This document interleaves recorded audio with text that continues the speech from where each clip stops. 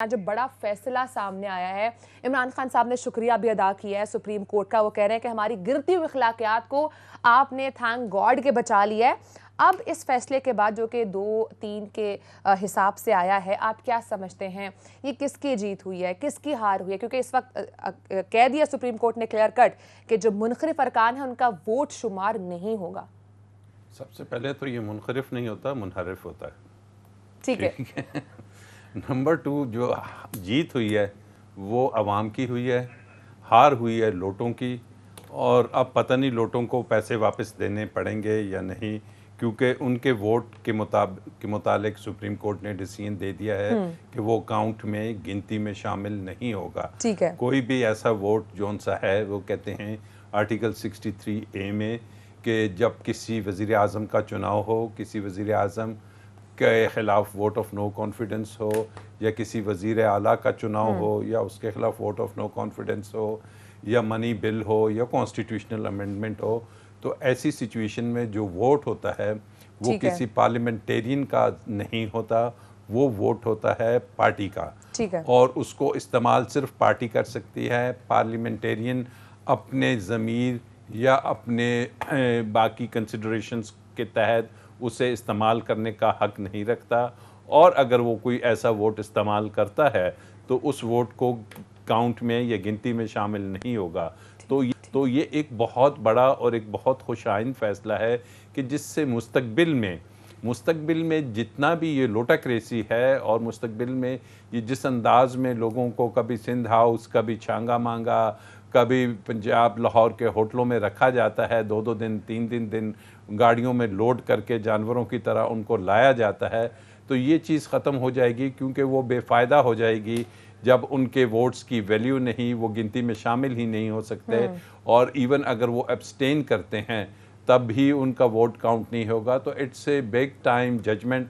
और supreme court of Pakistan Raja Sahab ji यकीनी तौर राजा साहब, मैं ये सवाल ये करना चाहूंगा कि मुनखरिफ अरकान का वोट काउंट नहीं होगा, ये तो अदालत ने करार दे दिया।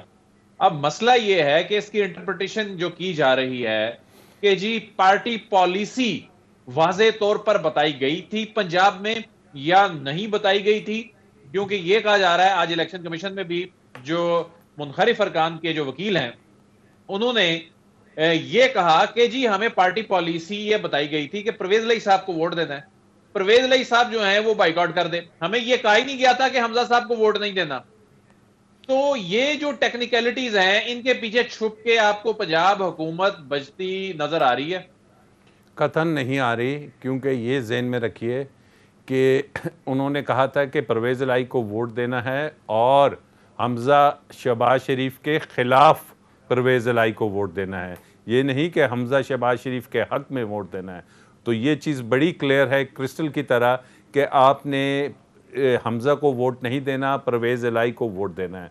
परवेज़ इलाही इलेक्शन में नहीं है तो इसका ये मतलब नहीं कि आपने हमजा को वोट देना है। और वो तमाम 20 या 22 वोट जो हमजा को पड़े हैं वो डिफेक्शन में आते हैं और उनकी गिनती नहीं होगी। और अगर उनकी गिनती अब माइनस होगी तो फिर आपके भी इल्म में है, आप वहाँ पे मौजूद होते हैं सुप्रीम कोर्ट में। सुप्रीम कोर्ट ने जब ये ऑर्डर किया था तो उन्होंने कहा था subject to the decision of this court ये काउंटिंग हो जाए, ये वोटिंग हो जाए।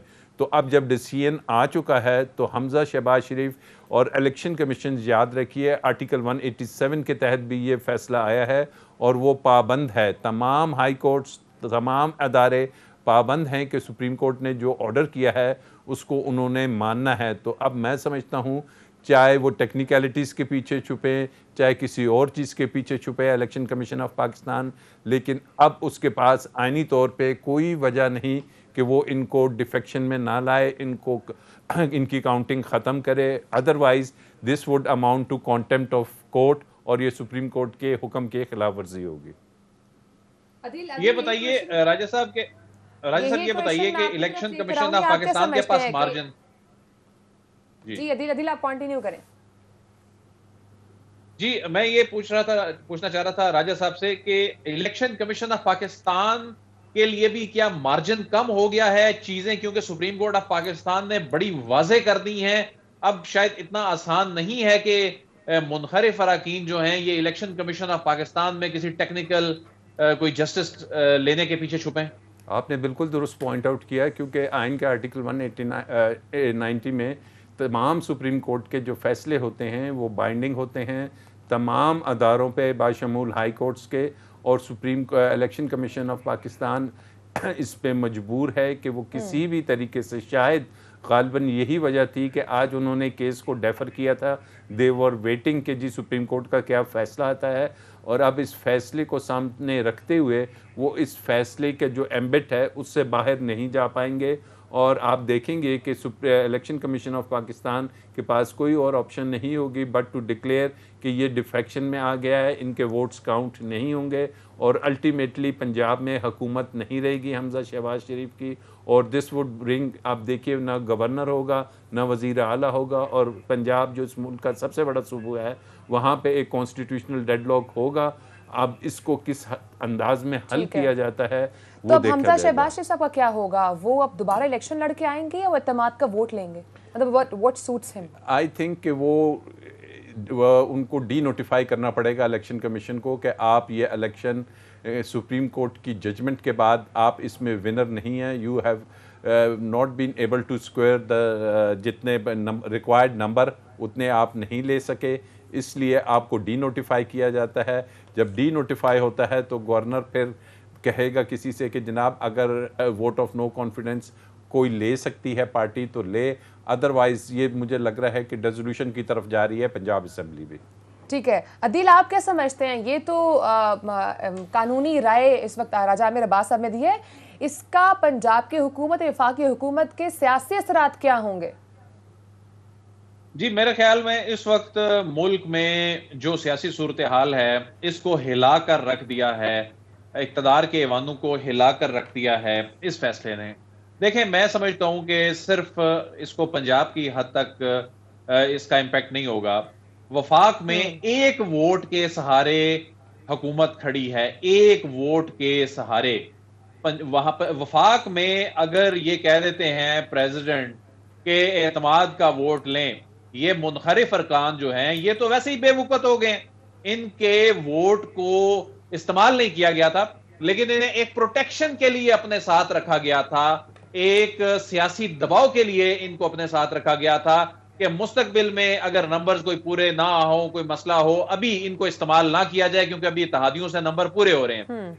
एक वोट के ऊपर हुकूमत खड़ी हो और उसमें उनके साथ जो यहां से 20 लोग उन्होंने तोड़े हैं वो उनके किसी काम के ना हो, तो ऐसे में इतने इतने बड़े फैसले भी करने हैं। मुल्क में सियासी दर्जा हरारत इस वक्त अपने अरूज के ऊपर है, तो मैं समझता हूं ये वफाकी हुकूमत को भी दचका लगा है सियासी तौर पर। जहां तक मामला है पंजाब का, ठीक देखें, पंजाब में अगर इलेक्शन दोबारा होता है, यही होगा ना, ज्यादा से ज्यादा इलेक्शन दोबारा हो जाएगा, उसमें जो मुनखरफीन है, जो मुनखरिफ अरकान हैं, उनका वोट अगली मर्तबा भी नहीं जाहिर है पढ़ना, उनका काउंट नहीं होना, तो वो तो चैप्टर ही क्लोज हो गया। अब वहां पर पीएमएलएन को और जो पाकिस्तान पीपल्स पार्टी है या कोई एक आध और वोट मिलाना है साथ, उसके साथ इलेक्शन लड़ना है, और उसके साथ इलेक्शन लड़ के उन्होंने 186 नंबर पूरे करने हैं। पहली मर्तबा अगर 186 नहीं पूरे मिलते तो दूसरी मर्तबा इलेक्शन होगा, और उसके बाद फिर जो अक्सरियत होगी तो वो अक्सरियत कहां से हमजा शहबाज साहब लेकर आएंगे। मैं ये समझता हूं कि आज का जो डिसीजन आया है, सुप्रीम कोर्ट ऑफ पाकिस्तान ने जो राय दी है, उसके बाद, इस राय के बाद पंजाब में तो सूरत हाल बिल्कुल वाजे हो गई है कि पंजाब की जो गेम है वो तो खत्म हो गई है हमजा शहबाज हुकूमत की। लेकिन वफाक की हद तक भी बहुत बड़ा दचका लगा है, और ये जो असेंबलियां तोड़ने कबल अज वक्त इलेक्शन के हवाले से रिलक्टेंट थी इत्तेहादियों के कुछ लोग, जो कुछ जमातें, मैं समझता हूं कि अब उन्हें मनाने में भी मुस्लिम लीग नून को आसानी होगी, क्योंकि आज देखें, आज डॉलर 200 क्रॉस कर गया। अब ये तमाशा कब तक लगा रहेगा? कब तक इस तरह मामला चलते रहेंगे? स्टॉक मार्केट की सूरत हाल देख लें, ओवरऑल इन्वेस्टमेंट की सूरत हाल देख लें, ये बड़ी तशवीशनाक सिचुएशन है, और इसमें आप डिसीजन ही नहीं ले पा रहे। 1 महीने से ज्यादा वक्त गुजर जाए और आप कोई डिसीजन ही ना ले पाए, और ऊपर से ऐसा फैसला आ जाए उसके बाद मैं समझता हूँ कि अब उसके बाद चीजें मुस्तकबिल भी वाज़ेह दांव पे होने लग सकता है